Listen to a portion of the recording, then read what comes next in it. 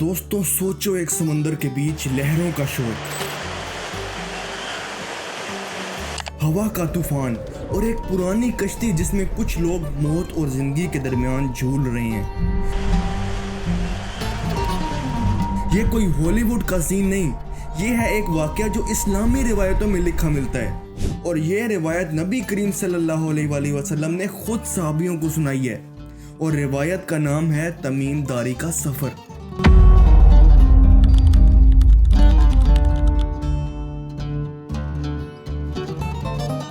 एक दिन तमीम दारी अपने कुछ साथियों के साथ समुद्र में निकलते हैं। दिन रात का फर्क पता नहीं चल रहा होता।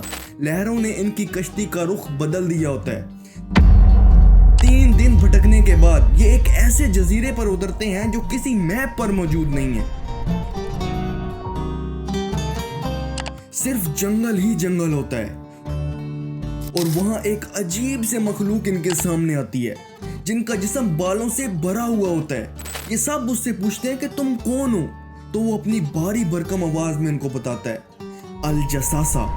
अपना नाम बताता ही वो बालों से भरा शख्स आगे चलने लगता है और ये कारवान उसके पीछे। वो उन्हें एक और जगह ले जाता है जहां एक आदमी जंजीरों में कैद था। उसका कद ऊंचा और बदन काफी मजबूत, लेकिन उसकी आंखों की रोशनी बहुत अजीब और डरावनी होती है। वो उन्हें कहता है कि मैं मसीह हूं और वो उनसे पूछता है कि बेसान के खजूर कैसे हैं।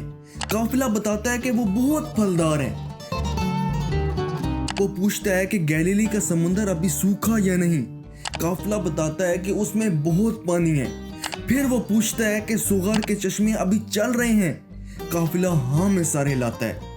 उसने कहा, जब ये तीनों बेजान हो जाएंगे समझ लेना मेरा वक्त करीब है। और जब मैं आजाद होऊंगा मैं पूरी दुनिया का चक्कर लगाऊंगा, हर शहर जाऊंगा सिवाय मक्का और मदीना के। दोस्तों ये रिवायत सदियों पुरानी है, मगर सवाल ये है जो निशानियां उस कैद आदमी ने बताई, क्या वो आज हमारे दौर में पूरी हो रही हैं? आज बेसान के खजूर का बिजनेस खत्म हो चुका है। गैलीली का समुंदर इसराइल के लिए पानी का सबसे बड़ा जखीरा है और वो तेजी से सूखता जा रहा है।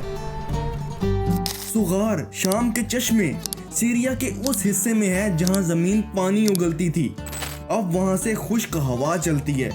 साइंटिस्ट इसको क्लाइमेट चेंज से मिलाते हैं, लेकिन इसकी पेशन गोई 1400 साल पुरानी रिवायत में हो चुकी है।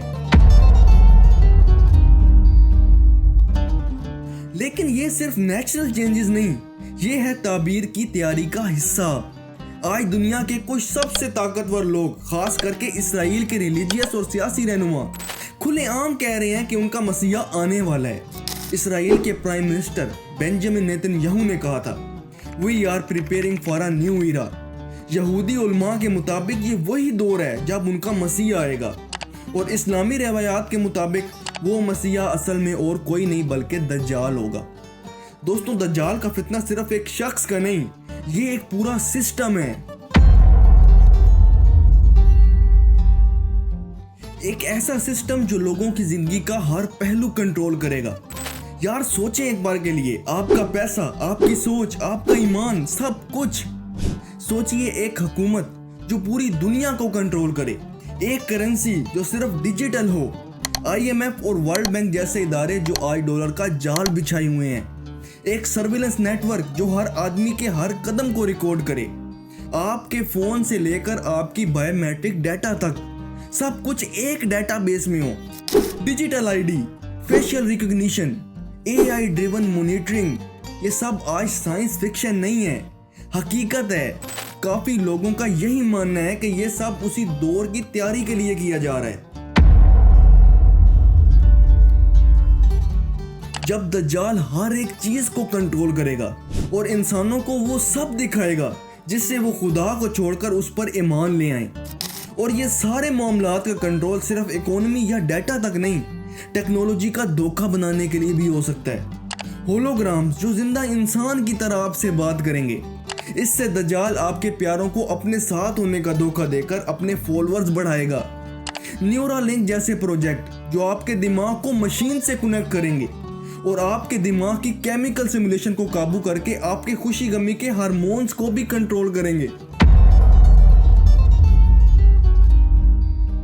दोस्तों, कहने को तो ये सब एक कॉन्स्पिरेसी थ्योरी जैसी बात लगती है, मगर एक पल के लिए सोचिए कि दज्जाल की जो खसूसियात रिवायात में बयान की गई हैं कि वो मुर्दों को जिंदा करने का धोखा देकर खुद को खुदा साबित करने की कोशिश करेगा या किसी भी जगह बारिश बरसा सकेगा, तो इन सब चीज़ों को आज की टेक्नोलॉजी के जरिए अचीव किया जा सकता है। मिसाल के तौर पर दज्जाल आपको कहे कि मैं खुदा हूँ और आप कहें कि मेरा खुदा तो मुर्दों को जिंदा करने की ताकत रखता है, और दज्जाल उसी वक्त डीप फेक और होलोग्राम टेक्नोलॉजी को यूज करके आपके किसी मरे हुए अजीज को आपके सामने खड़ा कर दे, और उसी वक्त न्यूरोलिंक टेक्नोलॉजी के जरिए आपके खुशी वाले हार्मोन्स भी रिलीज होते रहें। तो अगर आपका ईमान जरा भी कमजोर हो तो आप कैसे इस चीज को ठुकरा सकेंगे? वो आपके डिजिटल फुटप्रिंट से भी आपकी हर बात जान सकता है। आप सोचिए, जब पानी, खाना और रोजगार सब कुछ एक शख्स के हाथ में हो तो लोग कैसे उसका इनकार करेंगे? इस्लामिक हदीसों में आता है दज्जाल ऐसा करेगा कि किसी को रोटी चाहिए तो उसे अपना ईमान बेचना पड़ेगा। वो उन्हें जन्नत के धोखे में जहन्नम दिखाएगा और लोग उसे जन्नत समझेंगे। लेकिन दोस्तों, दज्जाल की कुदरत भी एक हद तक है। हदीस के मुताबिक वो मक्का और मदीना में कभी घुस नहीं सकेगा। इन शहरों के दरवाजों पर फरिश्ते हिफाजत करेंगे, इसलिए जब उसका ज़हूर होगा वो अपने असर का दौर पूरी दुनिया में फैलाएगा। मगर इन दो मुकामात को छोड़कर और फिर एक ऐसा वक्त आएगा कि इंसानियत को अपनी सबसे बड़ी लड़ाई लड़नी पड़ेगी। हदीस बताती है कि उस वक्त एक और रहनुमा उभरेगा, इमाम मेहदी। वो मुसलमानों को एक झंडे के नीचे इकट्ठा करेंगे, मगर दज्जाल का फितना इतना ताकतवर होगा कि मेहदी भी अपने आप को मुश्किल में पाएंगे।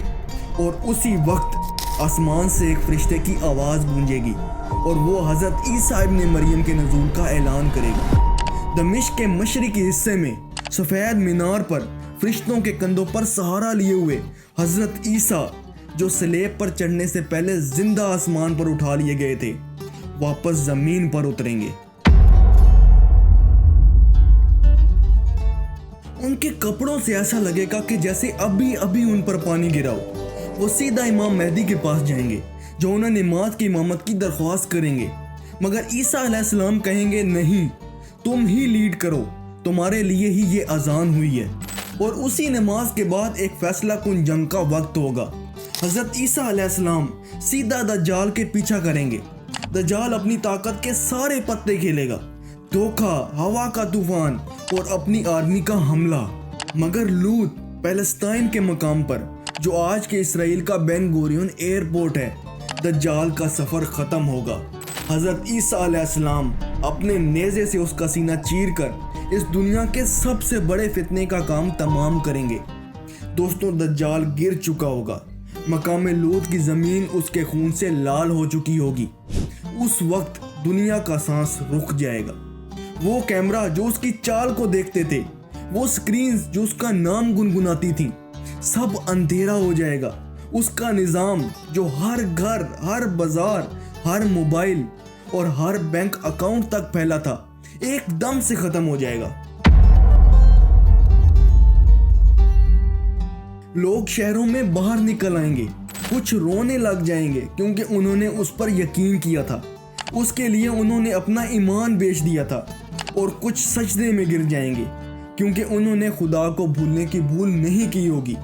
ईसा इब्न मरियम अलैहिस्सलाम इमाम मेहदी के साथ दुनिया में इंसाफ का नया दौर शुरू करेंगे। हथियार तोड़ दिए जाएंगे, जंग के घोड़े छोड़ दिए जाएंगे और ज़मीन अपने खजाने खोल देगी। फसल वहाँ उगेगी जहाँ सदियों से कुछ नहीं उगा, दरिया वहाँ बहने लगेंगे जहाँ कभी सूखी मिट्टी थी।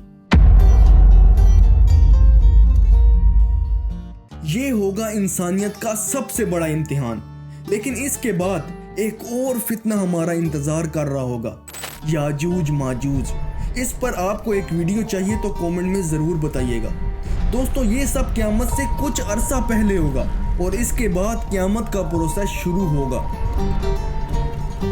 और उसकी कई निशानियां हैं जो पूरी होती जाएंगी और क़यामत करीब आती जाएगी। अगर आप चाहते हैं कि हम उन निशानियों पर कोई वीडियो बनाएं तो कमेंट में ज़रूर बताइएगा और इस वीडियो को लाइक करना मत भूलिएगा और चैनल को सब्सक्राइब कर लें। तो मिलता हूं मैं आपसे नेक्स्ट वीडियो में, तब तक के लिए अल्लाह हाफिज़।